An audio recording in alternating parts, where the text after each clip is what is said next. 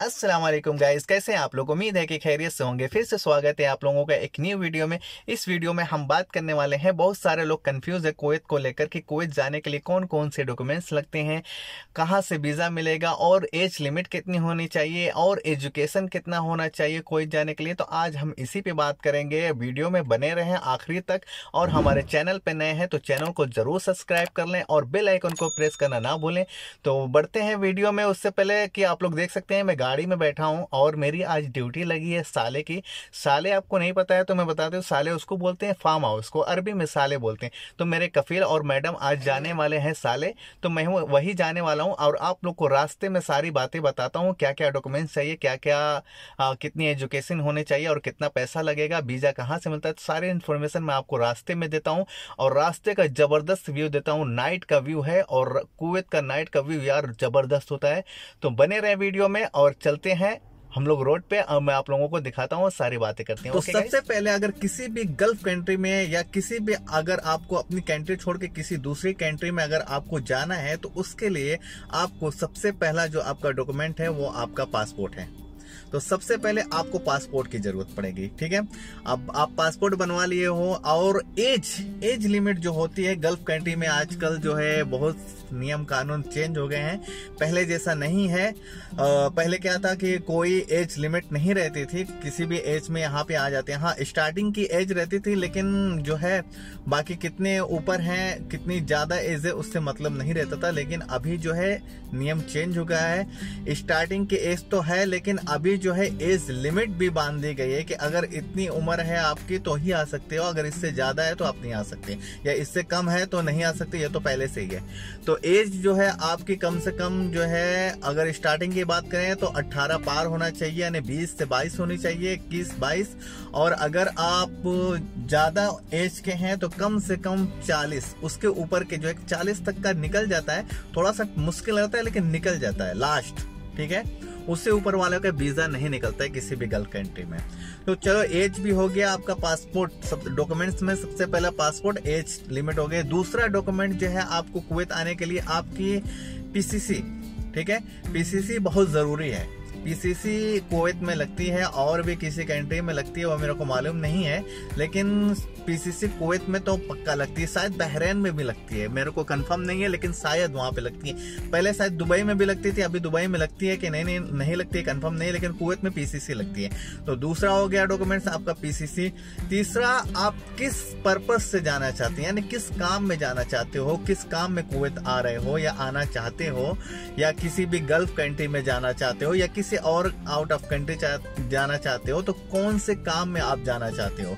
तो जैसे एग्जांपल के तौर पे मैं बात कर लेता हूं कि अगर कोई ड्राइविंग में आना चाहता है, चाहे वो हाउस ड्राइविंग में, चाहे वो कंपनी ड्राइविंग, चाहे वो कंपनी ड्राइविंग में, चाहे वो किसी भी ड्राइविंग में आना चाहता हो कुवैत या किसी भी गल्फ कंट्री में, तो उसका जो है तीसरा डॉक्यूमेंट उसको चाहिए उसका लाइसेंस। इंडिया का लाइसेंस होना बहुत जरूरी है, क्योंकि इंडिया का लाइसेंस रहेगा तभी यहाँ पे आप लोगों का यहाँ का लाइसेंस बनेगा। यानी जिस कंट्री में आप जाओगे, चाहे कुवैत जाओ, चाहे कुवैत आओ या सऊदी आओ या किसी भी गल्फ कंट्री में आओ, तो वहाँ का लाइसेंस आपके इंडिया के लाइसेंस के बेस पे ही बनेगा। क्योंकि वो लोग देखेंगे ना कि आप इंडिया में गाड़ी चला रहे थे, आप एक ड्राइवर हो, कितने साल से चला रहे थे, ठीक है। तो लाइसेंस हो गया, पासपोर्ट हो गया और पीसीसी हो गया, लाइसेंस हो गया, ये 3 डॉक्यूमेंट हो गए। अब जो है आपको चाहिए आपका वीजा, ठीक है।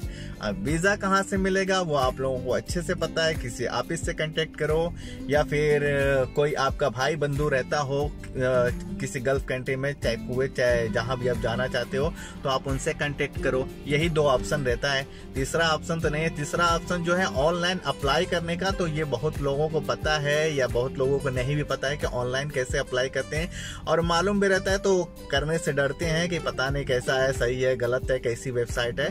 तो 2 तरीका जो है वही सबसे बेस्ट है, या तो आप किसी ऑफिस से कांटेक्ट करो, ठीक है, कोई अच्छी ऑफिस, इंडिया में बहुत सारी ऑफिस है, बहुत सारी ऑफिस है और बहुत अच्छी ऑफिस है, वहाँ किसी ऑफिस से कांटेक्ट करो। या तो फिर अगर आपका कोई भाई बंधु दोस्त यार रिश्तेदार कोई अगर आपका गल्फ कंट्री में रहता है तो सबसे बेस्ट है कि आप उनसे कांटेक्ट करके वीजा ले लो उनसे, ठीक है।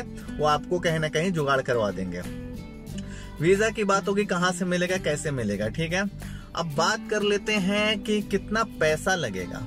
तो पैसा भाई आपके उसके ऊपर है कंपनी, क्या कहते हैं जो, सॉरी, ऑफिस वाले के ऊपर है। अगर ऑफिस से आते हैं तो वो तो ऑफिस वाला डिपेंड करता है भाई आपसे कितना चार्ज करे, ठीक है। और मैक्सिमम जो है ऑफिस वाले इस टाइम में किसी भी गल्फ कंट्री में काम करने अगर जा रहे हो आप किसी भी गल्फ कंट्री का वीजा ले रहे हो तो आपको मैक्सिमम जो है मिनिमम 70 से 80 और मैक्सिमम 1 लाख से 20,000, 1,20,000 तक लग ही जाता है, ठीक है। अगर किसी ने, अगर आपका कोई रिश्तेदार या भाई बंधु अगर आपका कोई वीजा दे रहा है तो अगर वो भी कुछ पैसा खाएगा भी तो भी आपको ज्यादा नहीं, कम से कम आप 50 से लेके 70 तक आराम से आ सकते हो किसी भी गल्फ कंट्री में, अगर आपका कोई भाई बंधु वीजा देता है तो पैसे की भी बात हो गई, वीजा की भी बात हो गई, पासपोर्ट की भी बात हो गई, पीसीसी की बात हो गई, ठीक है। बात करते हैं एजुकेशन। एजुकेशन कितना होना चाहिए, इंसान को कितना पढ़ा लिखा होना चाहिए कुवैत आने के लिए।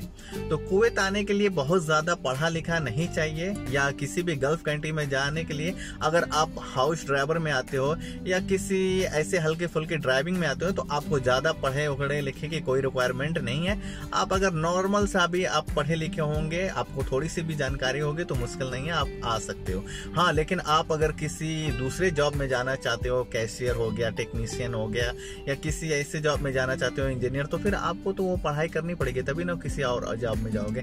लेकिन ये जो जॉब है जैसे लेबर का जॉब है, हेल्परी का जॉब है, किसी कंपनी में हेल्पर की जरूरत है, उसमें रिक्वायरमेंट है, या आप हाउस ड्राइवर में आना चाहते हो, या मतलब ऐसे कंपनी ड्राइविंग में जाना चाहते हो, किसी भी ड्राइविंग लाइन में आना चाहते हो तो आपको ज्यादा पढ़ा लिखा नहीं चाहिए। ओके गाइस, तो उम्मीद है कि आप लोगों को समझ में आ गया होगा कि क्या क्या चाहिए और क्या क्या नहीं, क्या क्या डॉक्यूमेंट लगता है आने के लिए, कितना खर्चा लगता है, सारी डिटेल्स मैंने आप लोगों को दे दी होगी। और अगर कुछ छूट गया होगा, कोई चीज मैं नहीं बताया होगा तो आप कमेंट बॉक्स में कमेंट कर सकते हैं, मैं उसका रिप्लाई जरूर कर दूंगा। ओके गाइस, तो मिलते हैं नेक्स्ट वीडियो में। और हमारे चैनल पे नए हो तो चैनल को जरूर सब्सक्राइब करें और वीडियो को पूरा वॉच करें। यार आप लोग वीडियो तो देखते हो लेकिन चैनल सब्सक्राइब नहीं करते, प्लीज गाइस चैनल को जरूर सब्सक्राइब करें। और चलते हैं, मिलते हैं नेक्स्ट वीडियो में, तब तक के लिए बाय, अल्लाह।